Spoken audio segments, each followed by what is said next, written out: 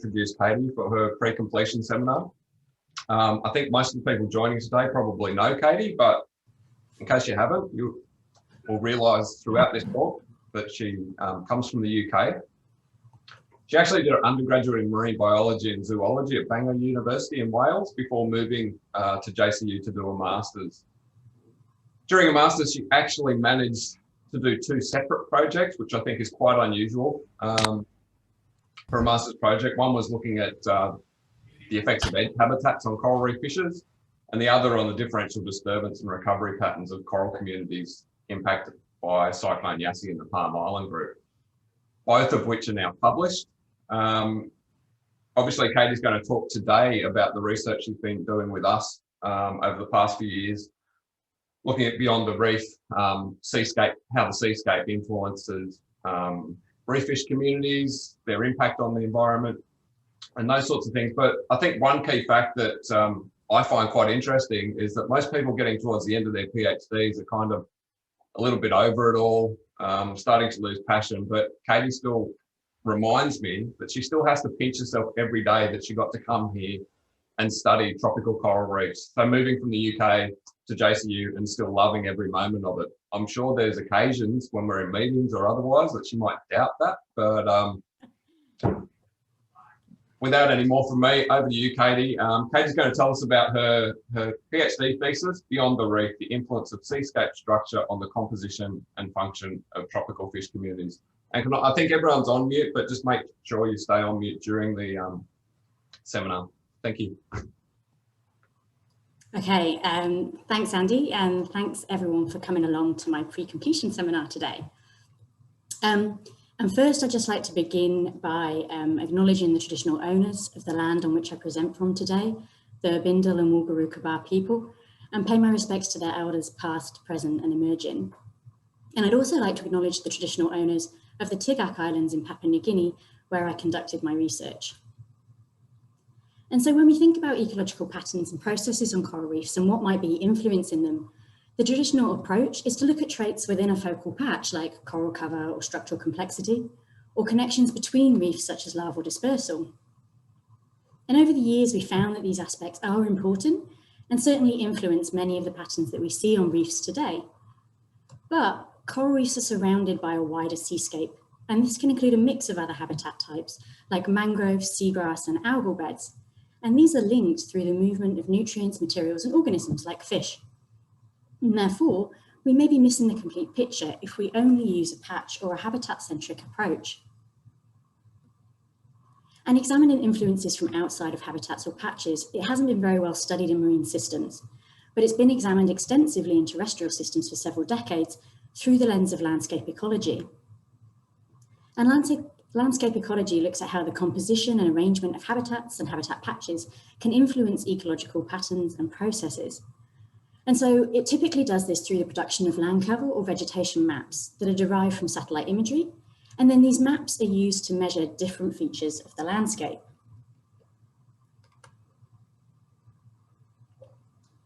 And from these land cover or habitat maps, we can quantify different features of the landscape and relate those features to some kind of ecological response, which is measured from multiple focal patches. And so there are 2 categories of data that are usually measured: landscape composition, which measures the relative amounts of each habitat, like the area or the number of different habitats. And the second type of information relates to landscape configuration, so spatial patterns of habitats. And so this looks at where patches are in relation to each other. And so we can measure different aspects of the surrounding seascape, landscape, but what about the spatial scale of those measurements? And how do we decide that? And this question of spatial scale has been around for a really long time, and there's still a lot of uncertainty about scale selection and whether we're actually measuring things at appropriate or even ecologically meaningful scales. And that's because the scale we choose can have a considerable impact on the species-landscape relationships that we then go on to infer. And the scale that an organism responds to might vary for a whole bunch of reasons, so including species traits like body size, mobility, trophic group and life stage, the landscape variables that we've chosen to measure, as well as the environmental context or the setting of the study. But we rarely know in advance what spatial scale might be important. And that becomes an even bigger problem when we want to look at landscape relationships for multiple taxa at the same time. And if we choose a scale that's too big or too small, then we risk missing out on some really important relationships. And so a way to overcome these issues has been to use a multi-scale approach. And a common way to do this is to quantify different aspects of features of a landscape within different sized buffers around a focal patch. So in this example here, at 250 meters around the patch, there's only one other habitat type and it doesn't occupy very much area. But then as the buffers get bigger, there are more habitats, or the habitat richness increases, as does the amount or area of different habitat types. And this multi-scale approach is particularly recommended when we're looking using studies that look at several taxa, but also by including a range of spatial scales, there's a higher probability that we're actually going to be able to detect the spatial scales that might be important, and that's called the true scale of effect. And using this approach has enabled us to identify and address some of the major challenges facing terrestrial ecosystems. So for instance, we can measure habitat loss and fragmentation. We can quantify how landscapes are changing over time, as well as use this information to help position and design reserves for maximum impact and model how species are moving and interacting across landscapes. So why might this approach be useful in tropical seascapes? Well, much like terrestrial ecosystems, many coastal habitats are in trouble. We've seen widespread global reductions in the area or health of reefs, mangroves and seagrasses, all of which can result in altered seascapes. And so we might start to see, or we might already be seeing, more smaller fragmented patches of habitat, increased distances between habitats, as well as more potentially hostile matrix habitat like large expanses of sand. And this has the potential to break down some of the links between habitats, but we really have very little understanding of how that might look or what that might even mean. And part of the reason for that is that until relatively recently, we weren't able to produce habitat maps for underwater seascapes in the same way as we could for terrestrial environments. And that's now changed, and we can produce these detailed benthic habitat maps, which is pretty cool. And it means that we can really start to broaden our horizons from this kind of patch-centric approach to really starting to think about how the wider seascape might influence patterns and processes. And a sensible starting place to test out some landscape ecology principles is by looking at how fish respond, as we know that some species use multiple habitats through their lives. And so, for instance, in the Caribbean, we know that grunts use different habitats, resting on the reef during the day and moving across into seagrass beds at night to feed. We also know that some reef fishes use non-reef habitats as juveniles before moving on to reefs as adults. And importantly, while some species can take or leave non-reef nursery habitats, others appear to be strongly dependent on their availability. And this can have implications for adult populations on reefs. So for example, in the Caribbean, the rainbow parrotfish Scarus guacamea uses mangrove habitat during its juvenile stage. And where mangroves have been lost, so too have populations of this species.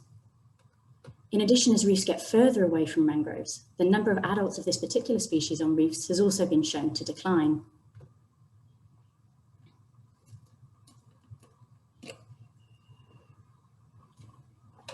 Okay, so we know that some fishes use the wider seascape, and we've known this for a really long time. But despite that, researchers typically focused on just a handful of species, and as a result, we really don't know how widespread this phenomenon actually is.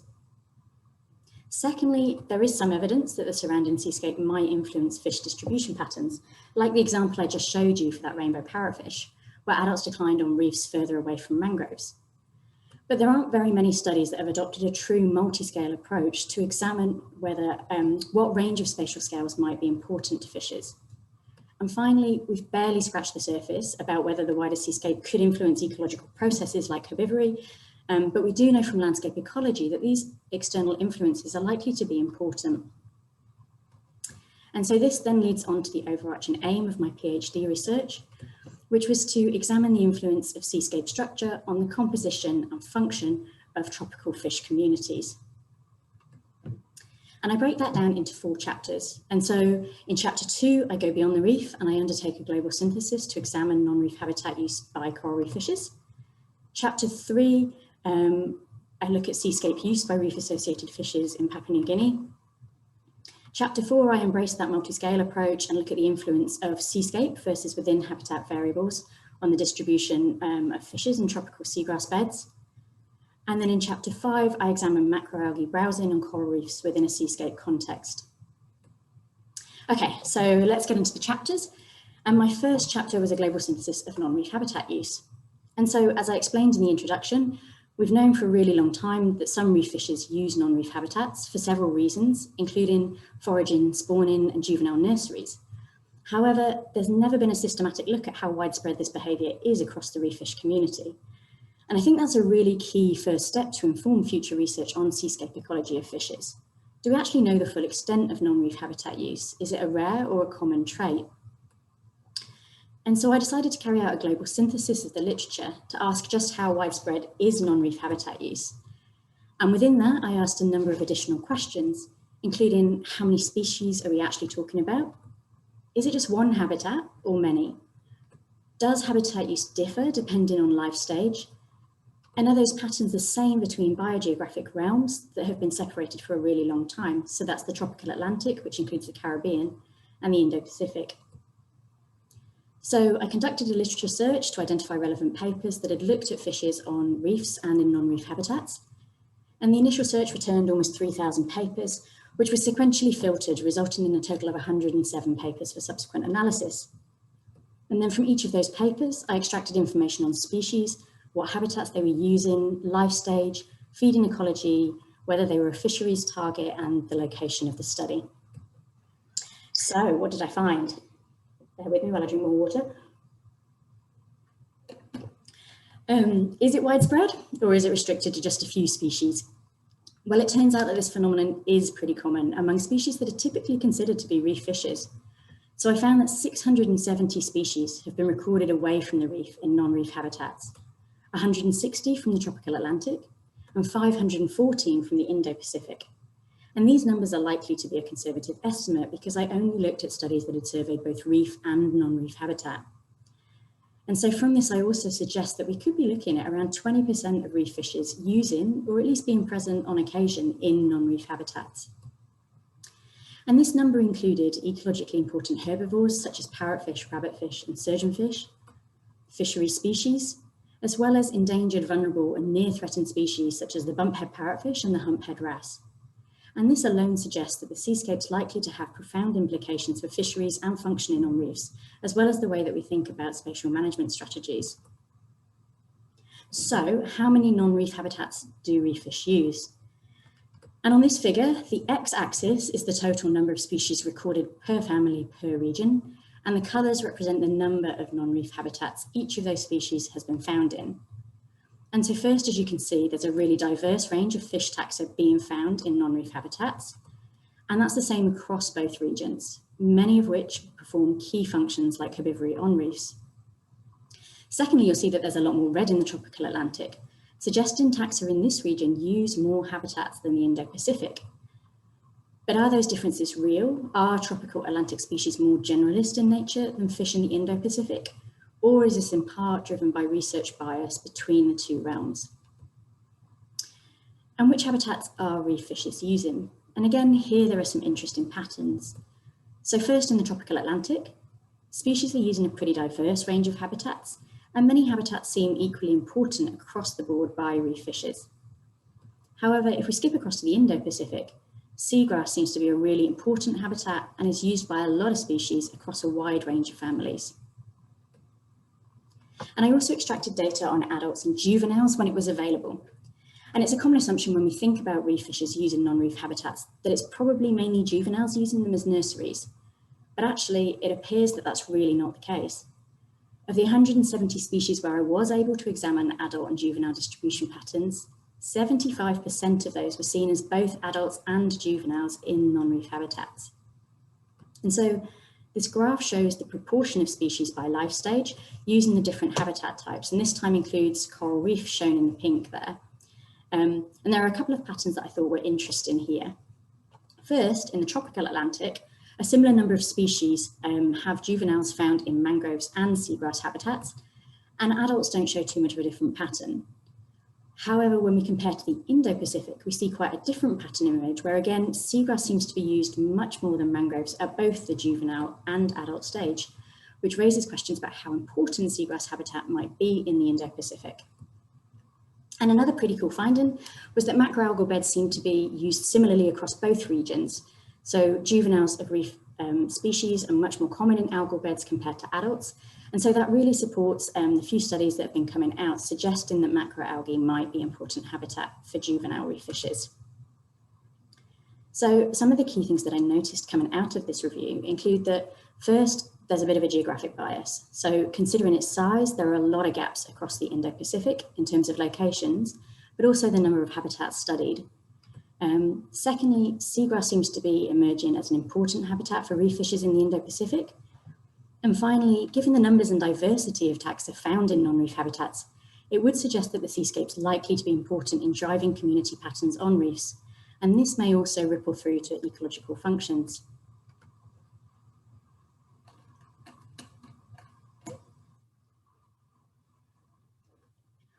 So one of the clear gaps from the review was that the Indo-Pacific needed a bit more attention. And so I based my research out in Papua New Guinea, and I just want to really quickly talk through a bit about the location and habitat mapping. So I carried out my research around the Tigak Islands, which is in Kavieng area of Papua New Guinea. And most of the islands here have small human populations that rely on natural resources for food and income. And the islands themselves are surrounded by a range of different habitat types, which makes it a really ideal location to examine non-reef habitat use and test out some of these seascape related questions. But in order to properly apply those landscape ecology principles I mentioned in the intro, a critical first step for the project was to produce a detailed benthic habitat map. And this was created using high-resolution multispectral worldview 2 imagery acquired in 2017 and followed the workflow process described by my advisor Serge in 2008. And the initial mapping was followed up by an extensive ground truthing exercise that involved around 1,500 photos across 126 sites during my first field trip to really validate those initial habitat classifications. And so the end product was a really detailed benthic habitat map for several of the islands. And this map forms the basis for site selection and all spatial metrics for the remaining chapters. Okay, so let's move on to my field-based chapters. And for chapter 3, I looked at seascape use by reef-associated fishes in Papua New Guinea. And as my review highlighted, we know a lot less about how fish use the seascape in the Indo-Pacific. And given that coastal fisheries are vital for many island communities, understanding what habitats might be important and how fish use the wider seascape could be useful information. And the sheer size of the Indo-Pacific also means that conditions can be quite different between locations. And this is a really key difference between this region and the Caribbean. So for instance, tides in the Caribbean are microtidal, and mangroves and seagrasses are accessible throughout the day. And this differs to somewhere like the Great Barrier Reef, which has a much larger tidal range, and mangrove and some seagrass habitats may only be available periodically. And so Chris Hemminson and the Bellwood Lab have done some interesting work on this topic over the years, finding that non-reef habitat use appears to be quite limited in the GBR compared to the Caribbean, particularly in terms of that nursery function. However, in my study location, tides are also microtidal like the Caribbean, so we might expect to see more similar patterns around non-reef habitat use here compared to, say, the GBR.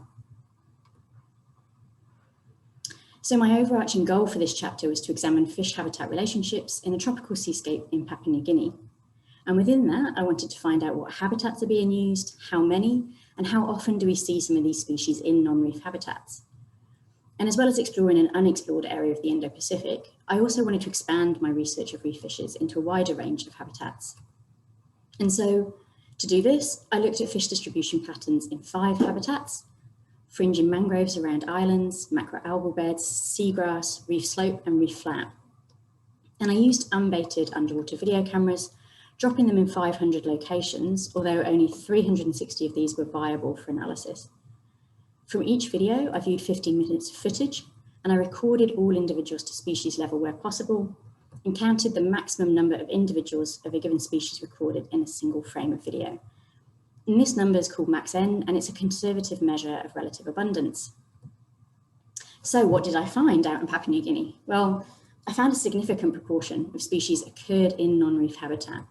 In fact, 99 species, or 35% of the species I counted, were found away from the reef in mangroves, seagrass, or algal beds. And that was from a fairly reasonable sample size of fishes. I counted 15,500 fishes from the videos. And of those species I counted, 282 are species that we classify as reef associated. And when I explored the entire fish community using non-metric multidimensional scaling plots to visualize differences between habitat types, there was a clear separation. And so each point or symbol on this plot represents one of my camera drops. And so what I found was that macroalgal beds were characterized by a lot of wrasses and damselfish. Seagrass had lots of emperors and the rabbitfish Siganus canaliculatus, whereas mangroves contained quite a different suite of species, including more snappers and the rabbitfish Siganus lineatus. And of those 99 species that were seen away from the reef, I found the type and or combination of habitats that they used varied widely. And these numbers show the number recorded from only one of the non-reef habitat types. And then if we look at overlaps, we see that macroalgae and seagrass shared more common species than mangroves. And that's perhaps unsurprising when we think about the different structural properties of these types. And finally, 20 species occurred in all 5 habitats that we looked in. So how many habitats are these fish using? So this figure shows the number of habitats used by species in the most common families, with the number of species seen in the square brackets next to the family name. And the coral colour are species that were only seen on the reef.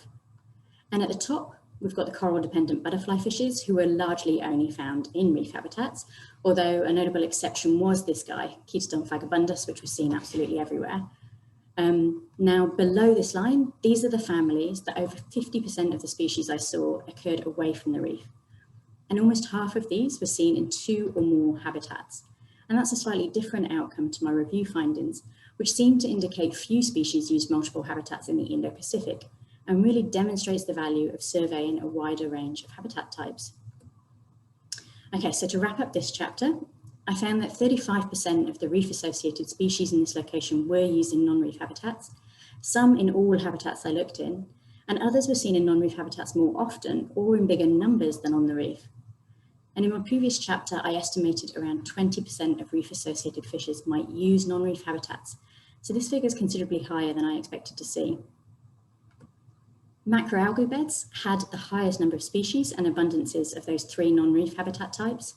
And this is in line with a growing number of studies showing that macroalgal beds can be used extensively by reef fishes. But here there's a little plot twist. So most of the other studies have looked at fish in canopy-forming algae, like sargassum, explaining its popularity among juvenile reef fishes due to its structural complexity and refuge potential. But here around the Tigak Islands, my videos were typically of smaller, less complex green algal beds, like Halimeda and Caulerpa. So this suggests that it's not just about habitat structure, but that there might be something else going on, potentially relating to the spatial context of a patch. I also found that mangrove communities were quite distinct and contained species that were not recorded in from any of the other habitat types, including the reef, and many of the individuals looked to be juveniles. And so this suggests that mangroves do provide a nursery function at this location, which is in contrast to other parts of the Indo-Pacific, where there's less evidence of this pattern, and it may be because of the small tidal range here. And finally, just to highlight as well, that over 50% of species seen in non-reef habitats are from families that are targeted by small-scale fisheries, certainly at this location, but likely elsewhere too. And so thinking more about the wider seascape might be important for managing coastal fisheries.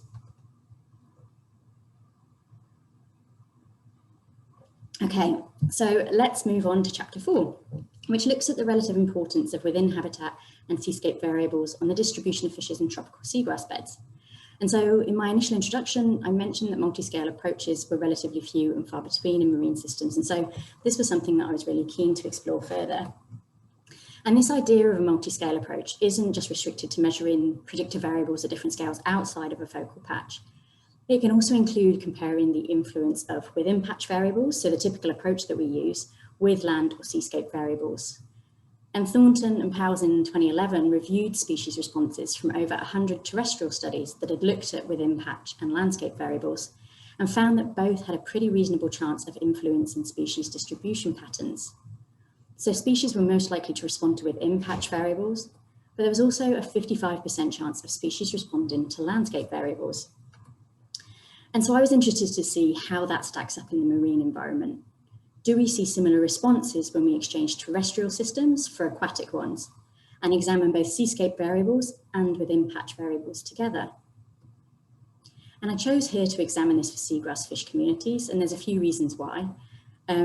As with most other coastal habitats, we've typically explored the question of what influences fish distribution patterns using this patch-centric approach. And from previous studies, we know that things like canopy height and shoot density can be important for fish. But we really don't know very much about how the surrounding seascape might influence seagrass fish communities. And there hasn't been a comprehensive multi-scale approach to explore fish patterns in tropical seagrass beds. In addition, seagrass regularly pops up as being important or frequently used by reef fishes in the Indo-Pacific. And in the Tigak Islands, seagrass covers large tracts of shallow water seascapes, and the seagrass beds out here are really varied, ranging from low to high density patches, different canopy heights, as well as containing different proportions of sand, coral, and algal communities. And they're also situated in a range of seascapes and can be surrounded by a mix of different habitat types, including coral reef, mangroves, and algal beds. And these features make it a really great place to explore how within habitat and seascape variables influence fish distribution patterns in tropical seagrass beds. So what might we expect to see? Well, based on what we know from terrestrial studies, we would expect to see that taxa will respond to different spatial scales and different predictor variables. We could predict that smaller territorial or less mobile taxa, including juveniles, will be more influenced by within patch variables. And that's because we would expect them to be interacting more with their immediate environment, so habitat or patch quality, things like vegetation structure or the amount of epiphytes and refuge potential might be important for these guys. Conversely, we might see taxa that are more mobile or have larger home ranges be more influenced by seascape variables and at bigger scales. And so to explore this multi-scale approach, I selected 3 island complexes that are surrounded by lots of seagrass. And around those islands, I selected 32 patches of seagrass shown by the black dots on this map. And to quantify the surrounding seascape, I used the radius or buffer approach that I introduced earlier. And ideally, these buffers are selected based on some ecologically meaningful criteria like home range or dispersal distances. And so I chose the size of the buffers based on available home range data for some of the taxa that I was likely to see. But as many of you will know, home range or movement information is still pretty limited for most species. So I opted to quantify the seascape across 4 spatial scales. And then within each of those scales, I measured the area of 8 habitat types and habitat richness, as well as the distance from the seagrass site to the nearest patch of a different habitat. And so these images on the right just show some of those seascapes. And in each patch, I counted and identified fishes along belt transects, identifying to species level where possible. And juvenile emperor and parrotfishes were common in some seagrass patches, but they are notoriously difficult to identify to species level. So I grouped these into juvenile emperors and juvenile parrotfishes. And then along each transect, I recorded the benthic cover using the point intercept approach and placed 5 quadrats along each transect where I recorded a bit more detailed information, including shoot density, canopy height, and epiphyte cover. And I used boosted regression trees to explore the influence of within habitat and seascape variables, removing collinear variables and checking response and predictor variables for spatial autocorrelation. And then this resulted in models for 21 fish groups, which included 17 taxa, including families and some species, plus adult and juvenile emperors and parrotfishes. So how did fish respond to within habitat and seascape variables? Well, interestingly, I found that 62% of the 21 groups I looked at were more influenced by the surrounding seascape than what was going on inside the patch. Now, as expected, damselfishes were driven by what was happening inside the patch, as were goatfishes, and to a lesser extent, parrotfishes. However, contrary to expectations, wrasses were more influenced by seascape variables, which was interesting as most of the wrasses I counted were from small-bodied species, so it wasn't what I expected to see. And as predicted, some of the larger, more mobile taxa, those that might undertake ontogenetic habitat shifts, and indeed those families that had high levels of non-reef habitat use in the previous chapter, were more influenced by the wider seascape. And so just to zoom in on the detail a little bit more, on the left-hand side are the data that I just showed you for fish families, but just 5 of those families. And then on the right, I created bubble plots to show which predictor variables were most influential for the different taxa. And so green, again, is for those within habitat seagrass variables. Blue is for seascape. And then the different shades of blue that you can see in the middle of the plot show the different spatial scales that were identified as being important for those taxa. So if we just look at siganids, which seem to be really influenced by seascape variables, we can see that area of seagrass and distance to mangroves were important for these guys. And if we do the same for wrasses that were also strongly influenced by seascape variables, we could see that proximity to macroalgal beds seems to be important. So to highlight some of the key findings from this chapter, of the 21 fish groups, 62% were more strongly influenced by seascape compared to within habitat variables. And this challenges the notion that within patch variables are the main driver of fish distribution patterns and suggests that the surrounding seascape really can matter.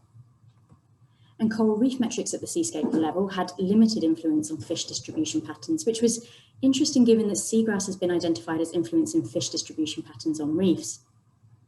Instead, other habitat types appeared influential here, including the presence of macroalgal beds, which showed a positive relationship with wrasse abundance, and mangroves, which influenced the distribution of rabbitfishes, snappers, and threadfin breams.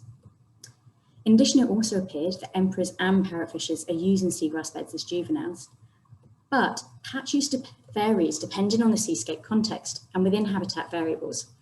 And so to me, this suggests or indicates a really important point in that a seagrass patch is not simply just a seagrass patch. In fact, seagrass patches are not functionally equivalent to each other and can support quite different fish taxa. And this might be important when we think about the creation and placement of reserves or other spatial management strategies into the future.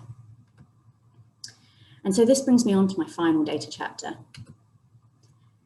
Herbivorous fishes perform a pretty critical role on coral reefs by controlling algal growth and creating space for juvenile corals.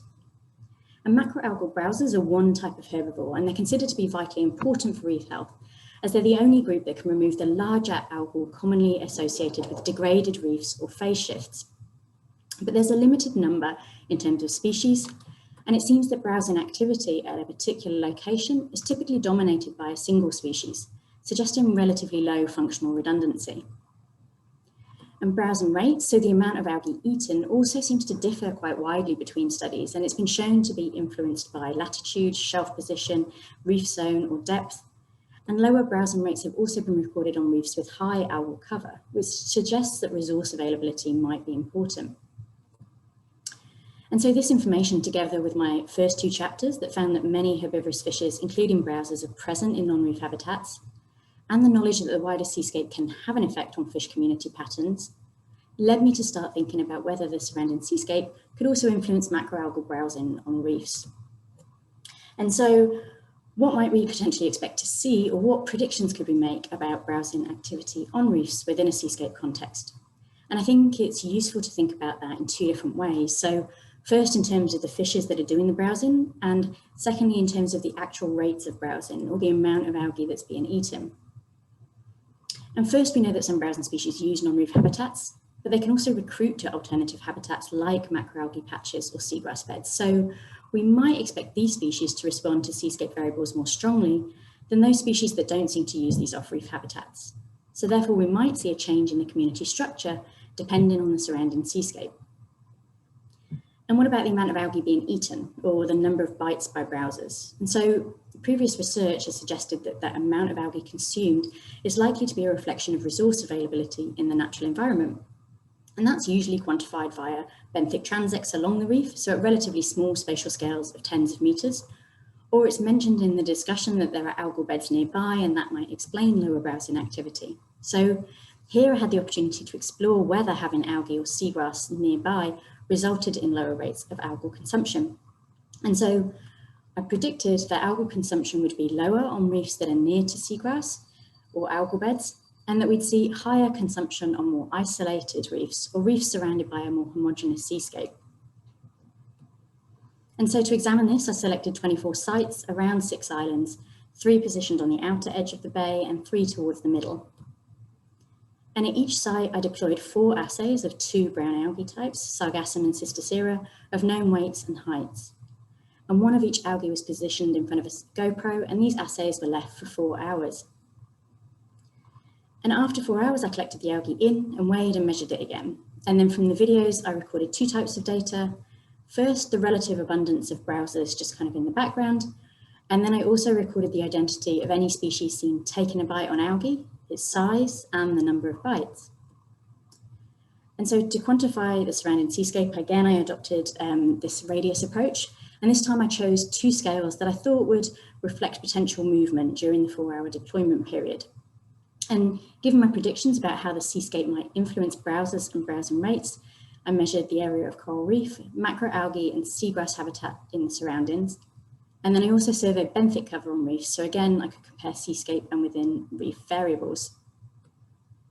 And I opted for a multivariate approach here to examine browsing fish communities and browsing rates, removing collinear variables and transforming local and seascape data when appropriate, as well as normalizing the data. And I used best subsets model selection to explore which predictor variables influence the browsing community and bites, and tested all of those predictor and response variables for spatial autocorrelation. And so in total, I found that 23 species were recorded taking bites from algae, and the figure on the left shows that relative abundance of each of these taxa.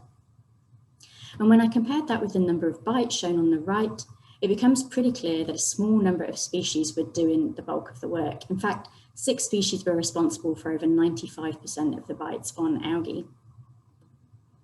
And then this plot just shows how often each of those 6 browsing species were seen between the middle and outer parts of the bay, and all species were seen more often on reefs on the outer part.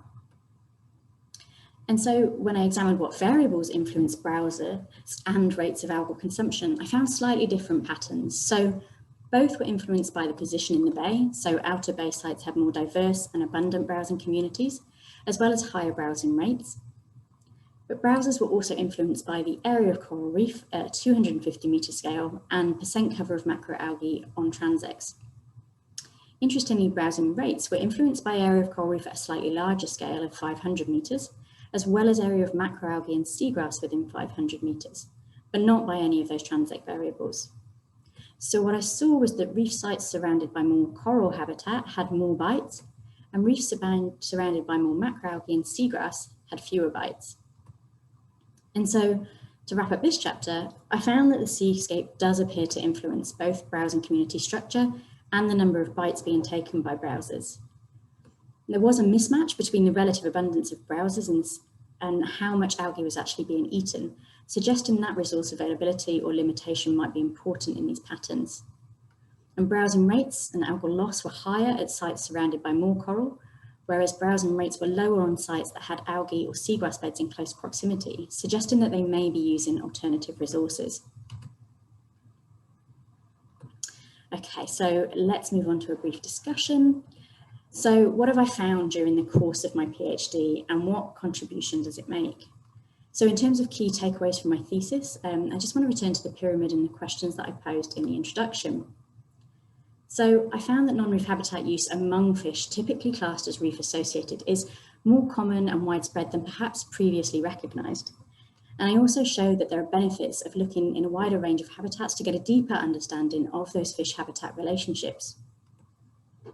Secondly, I found that within habitat and seascape variables can affect fish distribution and abundance patterns, and the influence of the wider seascape can be considerable. Finally, I found support for the idea that the spatial context of the reef can influence an important ecological function on reefs, specifically macroalgae browsing. So scaling up research to include the wider seascape might be important for several reasons, including helping us to refine spatial management strategies.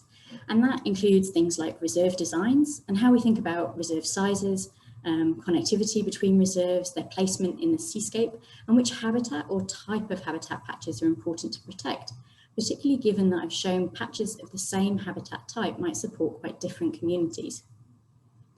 And given that many of the taxa identified using the wider seascape are fisheries targets, a seascape approach may also help the way that we approach fisheries management in terms of things like seasonal closures and protecting critical nursery and spawning habitats.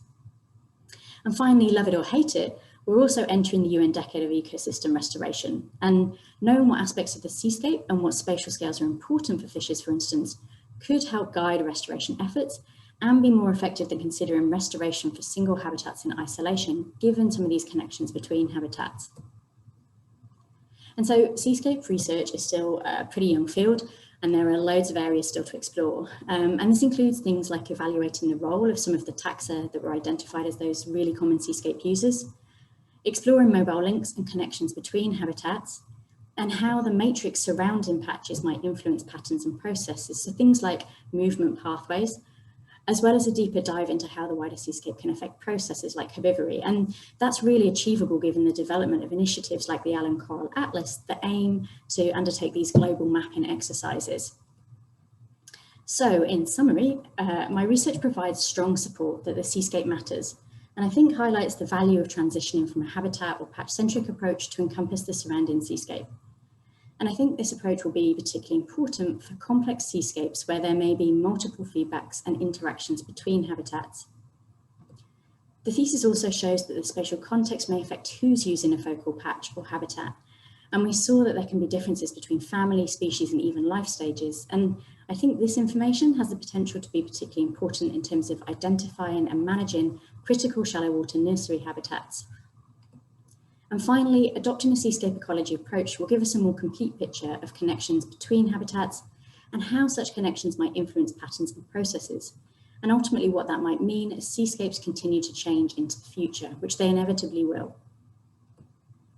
And so these are just some of the outputs during my PhD. So 2 of my chapters have been published, one's currently in review and one's in prep.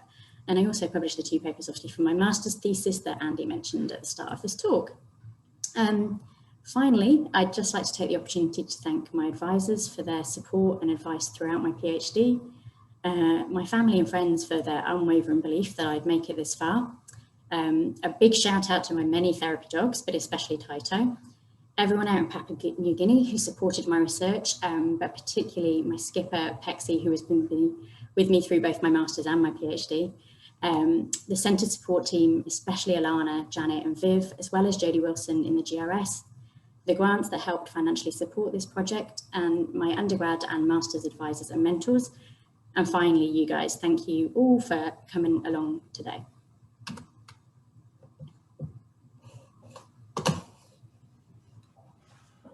Yeah, I'm a little bit biased, but fantastic talk, Katie.